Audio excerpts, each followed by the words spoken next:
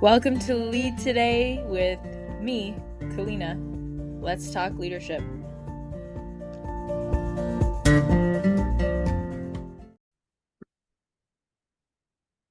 Hello, and welcome to this series about my book, Memorable Lessons to Leave a Legacy.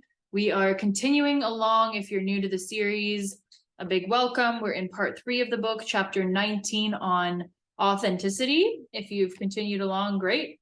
If you're new, I would suggest having a notebook and maybe starting from the beginning, just so that you get the benefit of all the chapters in order. But if you're here, this is what you're needing to gather today. And so I'm glad that you made it. Oh, authenticity. Don't we all kind of battle with this? At least me. I think in some sense, I guess I've struggled with every single one of these qualities one way or another, right? I mean, I'm a work in progress. And so embodying all of these traits is a work in progress as well, because that's what I am. I'm working on being better every day. Authenticity, I think, has come somewhat naturally to me because I have a hard time sugarcoating things. That's not my tendency. My nature is more to kind of tell it like it is. And if I don't, you'll see it written all over my face, for better or for worse. So, but even if you have that personality, and I think some people pride themselves on having that personality, I tell it like it is, I'm really direct, I'll say what I think, I show up and I say what I mean kind of personality.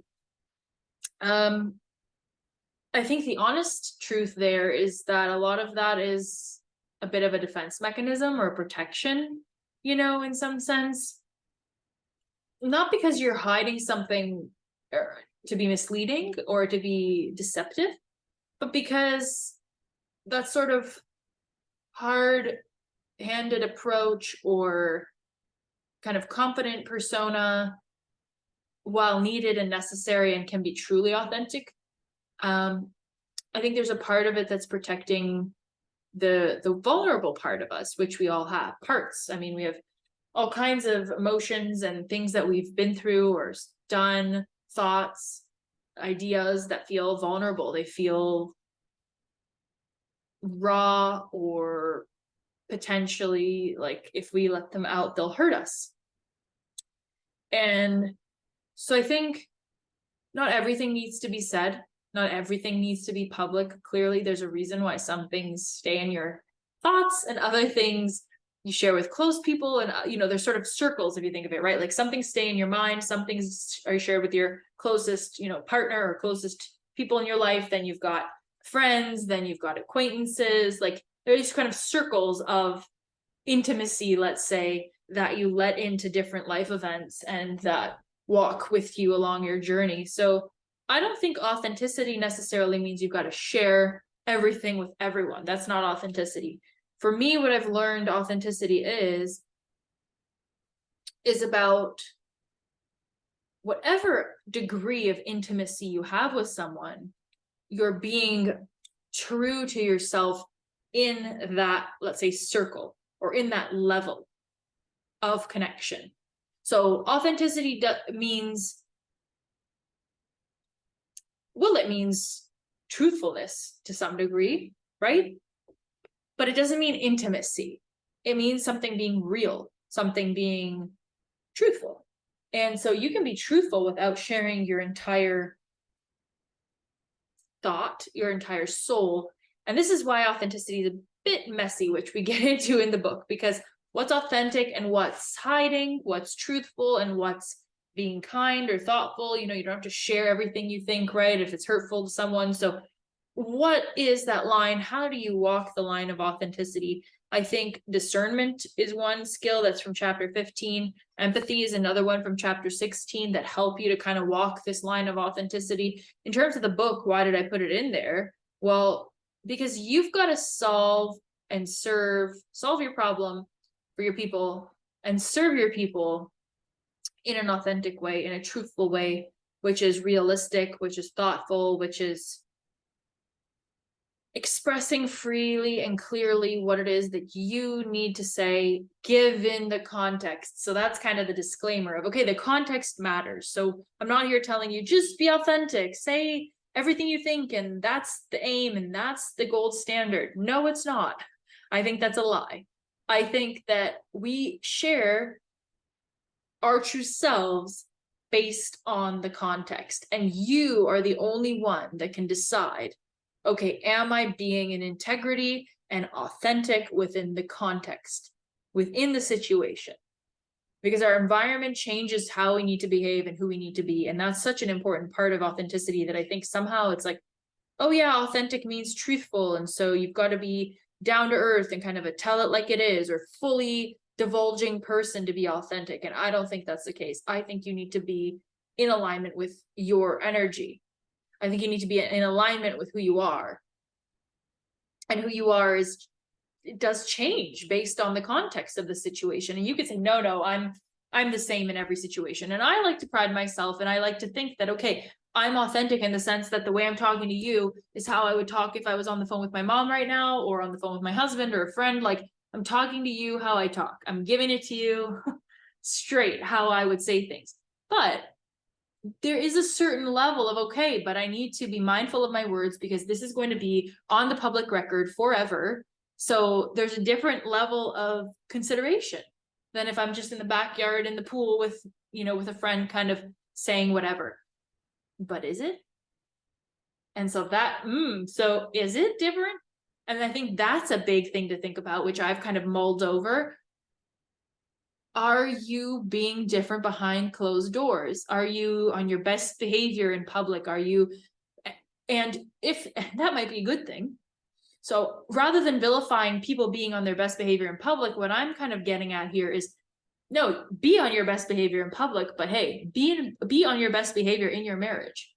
Be on your best behavior with the people close to you. And that's a hard thing to do, because when you get comfortable, all the bets are off, the makeup's off, the veneer, that mask kind of gets off, and they see all of these parts of you that can be less than peachy, less than kind and gentle or thoughtful, or whatever those words are you want to describe yourself as. Hey, being authentic, being truthful means that you have a shadow. You have things about yourself that you don't like. You have things about yourself that you feel vulnerable about, scared to share, things you don't like about yourself. That's a part of being authentic, is saying, hang on a minute. I'm not perfect. I'm human. And I'm going to do my very best here. But I'm going to mess up. And messing up means, all right, admitting it, and then standing up and saying, look, I did wrong by you, or wrong by myself. I'm not pleased with how I behaved or what I said here. And whenever you notice that, being authentic means truthfully admitting it to yourself and the people involved,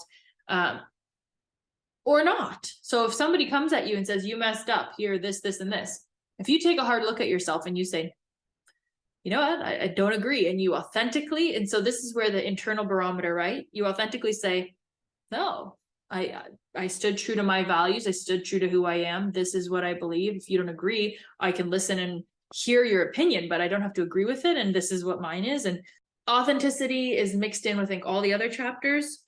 What we do go through in the book, before I get off on my tangent on my soapbox here, in the book, what we talk about specifically with authenticity related to your work is how you can show up authentically with others and share that true self with integrity, right? Whatever level of intimacy, but how are you going to share that with your audience? How are you going to share that with the people closest to you? How are you going to even know what that is for yourself? So let's start with yourself. How do you know what that is for yourself? You go to part 1, you go to the chapter on self-awareness, and you understand, okay, what is going on with me here? Like, the chapter is, chapter 3. So you go to chapter 3 on awareness and you say, okay, what is even going on with me? What is the authentic truth for me right now? What's real? What's real? What do I really feel? Or what's really going on here? What do I really care about? What do I really think? So you go to chapter 3, you deal with awareness, you understand where you're at. Then, okay, I know where I'm at. How am I going to deal with the people closest to me? I'm going to take those things of where I'm at. Which ones of them do these people need to know? The people closest to me. Okay, here are the things that they need to know. Okay, I'm going to use courage. I'm going to authentically tell them about these concerns, or these things that are on my mind, or these ideas that I have, this business I want to start, whatever. I'm going to authentically show up and honestly share from my values.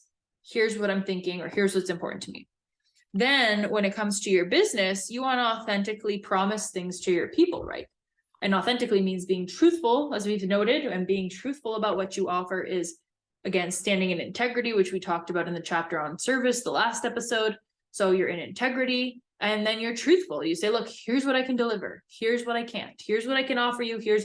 Look, in these episodes, I can share with you kind of what the premise is, why I wrote the book, why the quality matters to me. I can't do this for you. I can't make you be authentic. I can share the information. That's what I can do in this forum. I can ask you some questions so that you can become more authentic through your actions. You can think about it. That's what I can do here. So we need to understand our limitations in our business or in our offer and what we're doing to discern, okay, here's what authentic means in terms of authentic podcasting. What would it be like to be an authentic marketer? What's it like to be an authentic mom, dad, friend, boyfriend, sister? Like, what is that? And then you can go and be that for your people. So I think you've got to start with that awareness. Then you move to, okay, so what do the people in my life need to know? And these other rings of your life, right? The friends, let's say yourself, your partner, your kids, friends, broader friends, acquaintances, and then maybe you have clients are at some level in that circle, right? The people you serve. And well, that's all you can do. And then how can you be authentic? Well, with your words and with your body language. And in the book, we go through, okay, well, what's authentic body language? So we touch upon that there.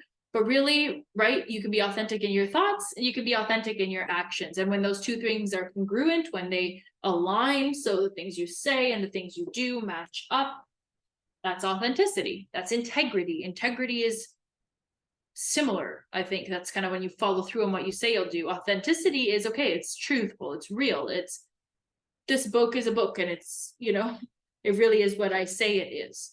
I know I'm kind of quite literally defining the word, but I think in defining the word and understanding the word, it helps me to live it, to be it, you know, to really think about, okay, what is authenticity? Authenticity is truth. It's being real, it's being truthful, it's a truthful representation of something. Okay, what's a truthful representation? And integrity is taking that truthful representation and acting it out, and then you're in integrity. So that's my definition. That's how I approach it. There are times when I'm inauthentic. I think when we're inauthentic, it's because we're scared of what being authentic would do to us, how it would be received, or how people would judge us, which is, I guess, how it's received, right? Are people going to cut me off? Are they going to judge me? Am I not good enough now? All of those kind of stories that we tell ourselves, that's what leads us to the ultimate end of being inauthentic, because we think that the veneer is going to save us from that attack, from that vulnerable moment. If we have a thick enough, and you'll see it, right? The people that are inauthentic have a thick veneer, whether it's a superficial veneer, right? They kind of try to make their body look perfect. They might try to make their voice, what they say, perfect. And that's where I think we can get into trouble as well, because there are people that act authentic because they don't show up as polished.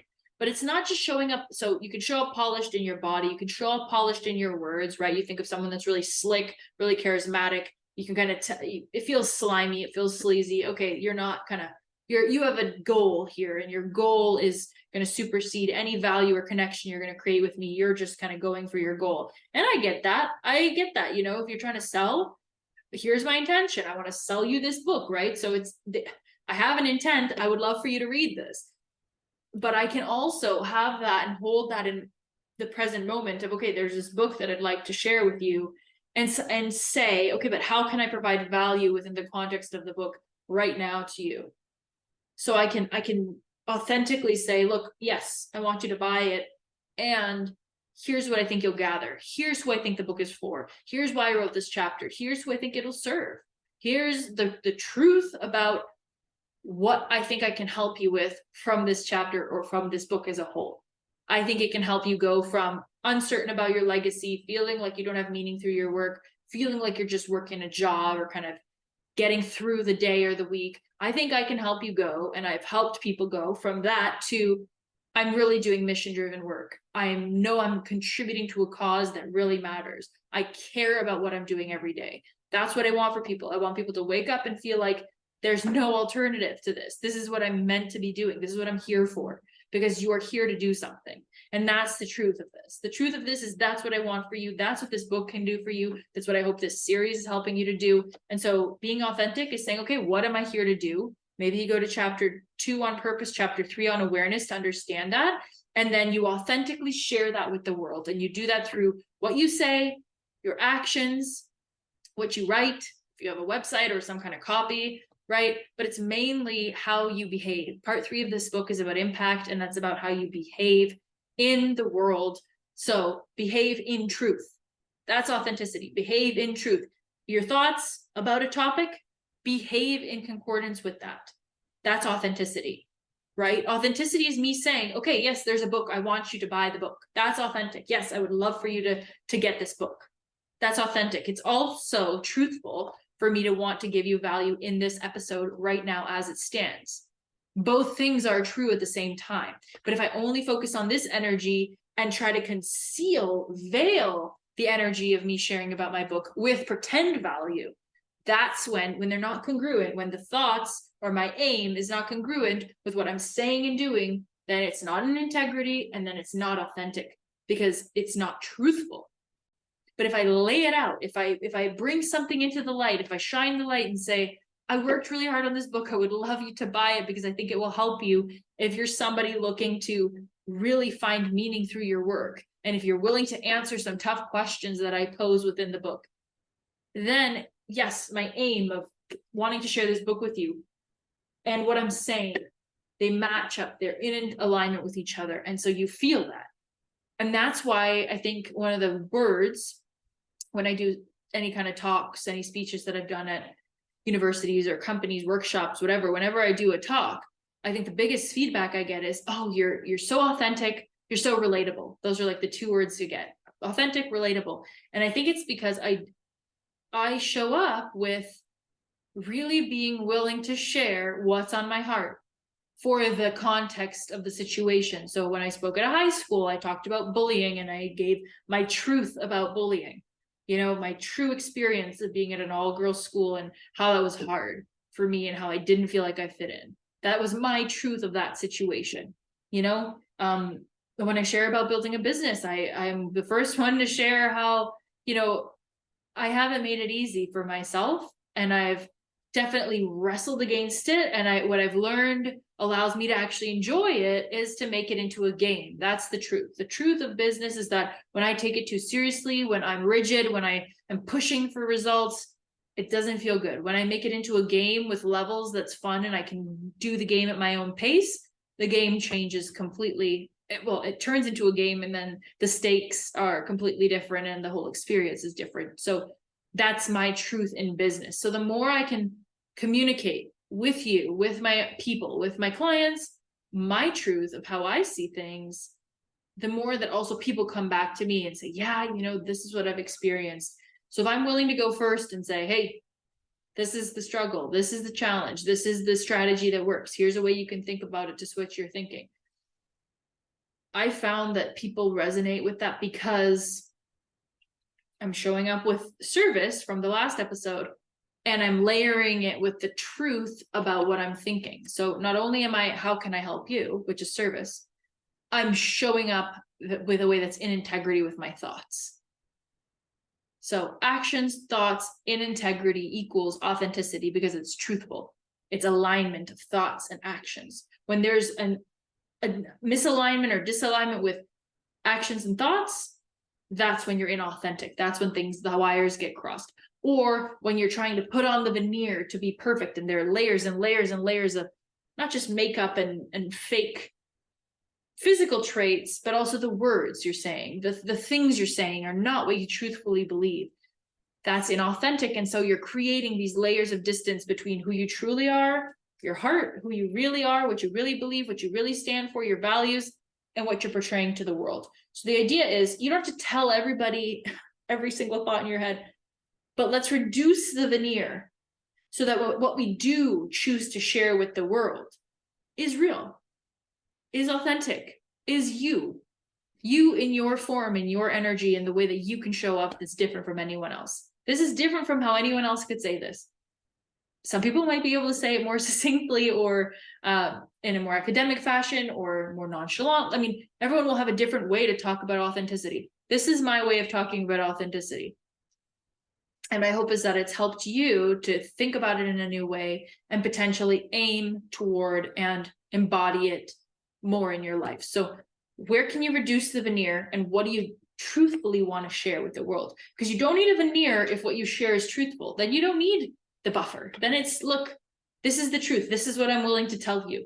You don't have to tell everyone everything, but define what you're willing to share and then share it truthfully, so you don't need the veneer against all of the things that you're trying to shelter away from people because what you're showing is so far removed from who you are. So that's my thought on authenticity. How can you, what even is true? What do you believe to be true? What can you truthfully give to your people? So what can you really deliver, right? Authentically create your offer. From the last chapter, we talked about service. So how you're serving your people. Okay, what are the brand values? Like, what are you authentically, how are you authentically going to truthfully deliver on this level of service? What's your unique way of doing that? So tie it to your unique way of service so that it's truthful.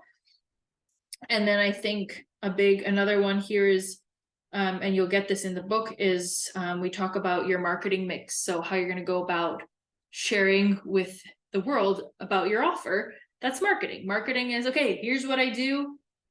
Do you want to be involved or not? And you kind of get a yes or no. So you've got to be able to compellingly share about what you do so that people are interested to then check it out further or work with you, right? And that's true whether you're an employee or if you work at a company. It doesn't really matter. You've got to share your ideas in a compelling fashion. And the way to do that is to, yes, linguistically think it through so that you have a compelling argument, but then also be in truth. So no matter how compelling your argument is, if you're full of it, people are not going to buy into it, at least not for long, right? Because then this is like what politicians do, right? They've got the campaign, they have all these promises, they sound slick, they sound good, they're compelling, you vote for them, and then you're annoyed because they don't follow through. That's inauthentic, because their words did not follow through with their actions. So be careful what you promise people.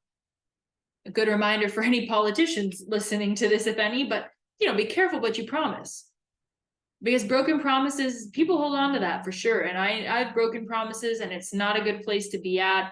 It definitely ruins your reputation. But not only that, you're not going to feel great if you're not living in integrity, right? If you're not, thoughts, actions in alignment, promises, words, actions in alignment, like the more layers, if your thoughts, your words, and your actions are all 3 levels out of whack, it's a tough place to be in. And I think getting out of that hole is to start by really being truthful with what you're thinking, truthful with what you believe in, your values, which is all a part 1 of the book, right? But focus on yourself. Get it sorted straight in your head. What do I stand for here? I'm letting society, I'm letting all these things kind of pull me in 800 directions. No, what do I stand for?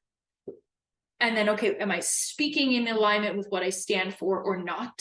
And I definitely know the pull of, okay, I'm going to say what's attractive. I'm going to say what's compelling. I'm going to say what people want to hear because that's good. But then veneer, mask, like you're getting further and further and further away from the truth.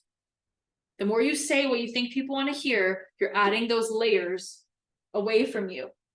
And that's inauthentic. And so people will feel that distance. And then your actions. So if you're thinking and saying things in alignment, but you're not following through with them with your actions, again, right? There's a distance. People are not feeling you because they're feeling you when you talk, but then where are you? You said you'd be here. You said you'd do this. You said you would deliver this. So authenticity goes from thoughts to words to behaviors, actions. And I think it's a perpetual process. And by no means am I preaching here as if I've got this sorted out completely. I'm just very clear on what we should be aiming at. Because when those 3 things are in alignment, that's when we're authentic. That's when we're authentic with ourselves and the outer world. And there's a harmony there. And you'll feel much better And it'll be much easier to deliver as well as somebody that's delivering from a truthful place. So how can you be more truthful about your values, what you need, what you're communicating, and then what you do as a result? Those 3 layers, I would definitely think through and maybe perform an audit about where you've been less than truthful or less than authentic in your life, and maybe where you could do that a little bit more. That's what I would encourage here. And of course, I'd encourage you to get the book, as I've said, to think through your marketing mix and how you can do that with whatever you're doing at work. So thank you so much for listening. If you found this valuable, please do share it. I hope to see you in the next chapter. We're already on chapter 20. This series is coming to an end. I say that every episode, but it feels like it's somehow going by really quickly. So next chapter on adaptability, another really, really good trait to cultivate. Hope to see you there. And please do share this if you got someone on your mind that would benefit. So thanks for listening. Take good care until I see you next time.